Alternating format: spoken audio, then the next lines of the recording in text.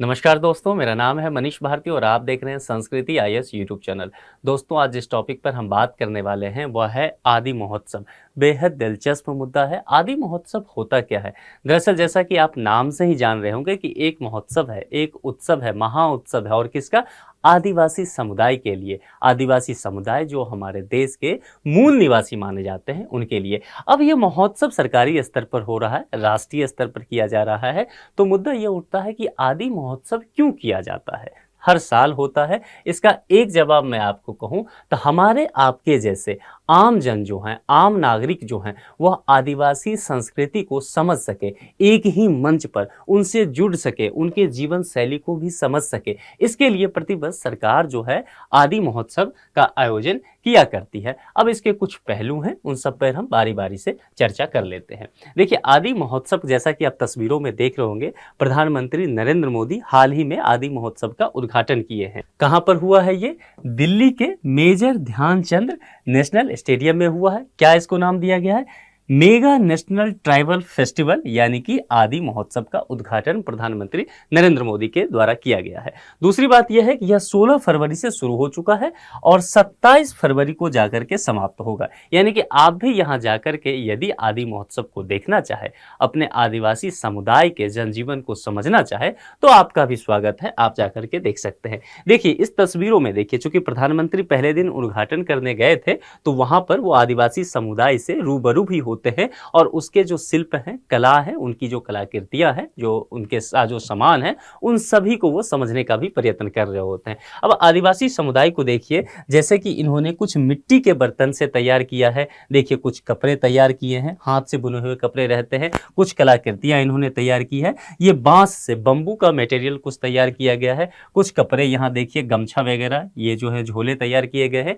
ये कुछ कलाकृतियां हैं जिसका बाजार में बहुत अधिक डिमांड भी होता है। तो इन लोगों को समाज के मुख्य धारा में शामिल करने के लिए सरकार एक मंच देना चाहती है, एक पहचान देना चाहती है, ताकि इनका सामाजिक आर्थिक विकास हो सके और ये समाज की मुख्य धारा में आए, अपने आप को भारत से कटा हुआ महसूस ना करें। इसके लिए सरकार की एक बड़ी पहल है और काफी अच्छी पहल ये मानी जाती है। चलिए, इस पर आगे और हम डिटेल से बातें करते हैं और समझते हैं कि आदि महोत्सव के प्रमुख तत्व और क्या क्या है। देखिए, आदि महोत्सव एक आदिवासी त्योहार है। जैसा कि मैंने पहले ही कहा था, आदिवासियों के लिए एक मंच देने के लिए यह त्योहार मनाया जाता है। इसमें क्या होता है? आदिवासी समाज की पारंपरिक कला, उसकी संस्कृति, यहाँ नाच गाना नृत्य सब होता है, अलग अलग भाषाएं के लोग होते हैं, शिल्प होता है और व्यापार करने के लिए, व्यापार सुगमता के लिए उनको एक मंच दिया जाता है। उनके अंदर जो व्यापार की भावना है उसके प्रति सम्मान जाहिर किया जाता है। अच्छा, ये कराता कौन है, इसका आयोजन कौन करता है, यह जरूर आप जान लीजिए, क्योंकि यदि इस टॉपिक से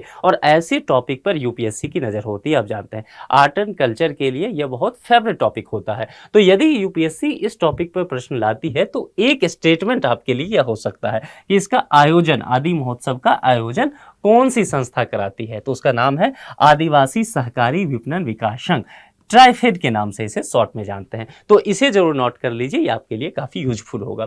इस महोत्सव में 1000 से अधिक कारीगर के हिस्सा लेने की संभावना है, जो कि देश के 28 राज्य और अन्य जो है केंद्र शासित प्रदेश उससे शामिल हो रहे हैं। इसमें क्या सब होगा? जो हस्तशिल्प होगा, हथकरघा होगा, चीनी मिट्टी की चीजें होंगी और आभूषण जैसी पारंपरिक वस्तुएं जो हैं वह जो इसमें दिखाया जाएगा, उसका निर्माण जो है यहाँ करके लाया गया है और उसे बेचा जाएगा, यहाँ प्रदर्शित किया जाएगा। जैसा कि इस फोटोग्राफ में आप देख भी रहे हैं कि चीनी मिट्टी की चीजें हैं, हथकरघा है, कपड़े हैं, ये सब चीजें यहाँ पर प्रदर्शित किया जा रहा है।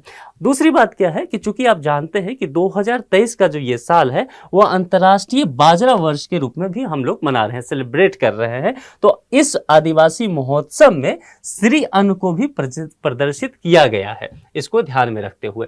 अब जरा हम ट्राइफेड को जान लेते हैं कि ट्राइफेड जो ये संस्था है जो इसका आदि महोत्सव का प्रतिवर्ष आयोजन कर रही है, इसका उद्देश्य क्या है, यह क्यों ऐसा कर रही है और इसके पीछे जो तत्व शामिल हैं उसमें कितना लाभ प्राप्त हुआ है, इन सब चीजों को समझ लेते हैं। देखिए, ट्राइफेड का जो मतलब होता है द ट्राइबल, ट्राइबल मतलब वही आदिवासी जनजाति की हम बात कर रहे हैं, the tribal cooperative marketing development federation of India, ये इसका पूरा नाम है और इसकी स्थापना जो हुई थी वह 87 ईस्वी में की गई थी। इसका मुख्यालय जो है नई दिल्ली में ही स्थित है और यह जनजातीय कल्याण मंत्रालय के प्रशासनिक नियंत्रण के अंतर्गत काम करता है। फिर एक पॉइंट यह आपके लिए काफी महत्वपूर्ण है। कौन सी मंत्रालय के अंतर्गत? जनजातीय कल्याण मंत्रालय के प्रशासनिक नियंत्रण के तहत काम करने वाला एक राष्ट्रीय स्तर का संस्था है जो किसके लिए काम करता है? किसके उत्थान के लिए? जो आदिवासी समुदाय हैं उसके उत्थान के लिए प्रत्येक वर्ष आदि महोत्सव का भी आयोजन यह संस्था कराती है।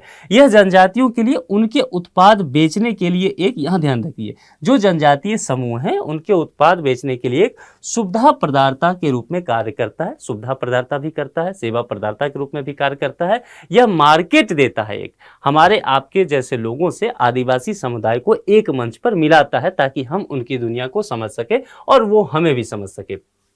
इसका उद्देश्य जो है जनजातीय लोगों को ज्ञान, उपकरण और सूचना के माध्यम से सशक्त करना है। जैसा कि मैंने पहले कहा कि अगर आप ज्ञान की बात करें तो हमारे आदिवासी समुदाय जो हैं उनकी साक्षरता दर बहुत कम है। तो यह संस्था क्या करती है? आदिवासी समुदाय की साक्षरता दर को बढ़ाने के लिए, उनमें स्किल करने के लिए, जबकि स्किल इंडिया जब मूवमेंट चलाया गया था तो देखा गया था कि जो हमारे आदिवासी समुदाय हैं उनमें कला तो है, वह बांस से या जो अपने पारंपरिक चीज़ें हैं उससे वो कई चीज़ें बनाते हैं, लेकिन उनको सही मंच नहीं मिल पाता है। दूसरी बात, जो चीज़ें वो जान रहे करना उसको मशीनों के द्वारा और अधिक अच्छा किया जाए। यानी कि उसके जो, अगर मान लीजिए कोई सेमी स्किल्ड है तो उनको स्किल्ड करने के लिए भी काम किया गया। तो यह संस्था ऐसा करती है, ज्ञान के लिए, उपकरण के लिए और सूचना के माध्यम से सशक्त बनाती है। जो हमारी आदिवासी समुदाय हैं वह अधिकांशतः जो है जंगलों में रहती है या जो दुर्गम क्षेत्र है वहाँ निवास करती है। जैसे कि नॉर्थ ईस्ट का हिस्सा आप देखेंगे,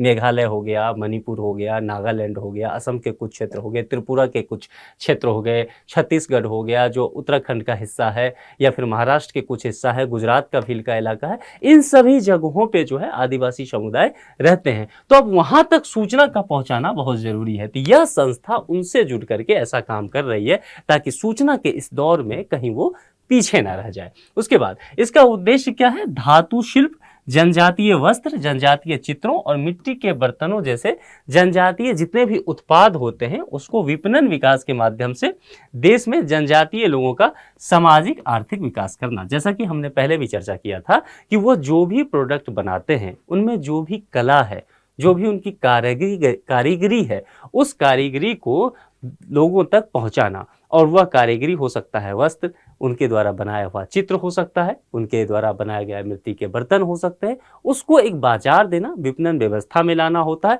ताकि उनका सामाजिक स्तर पर उनका विकास हो सके।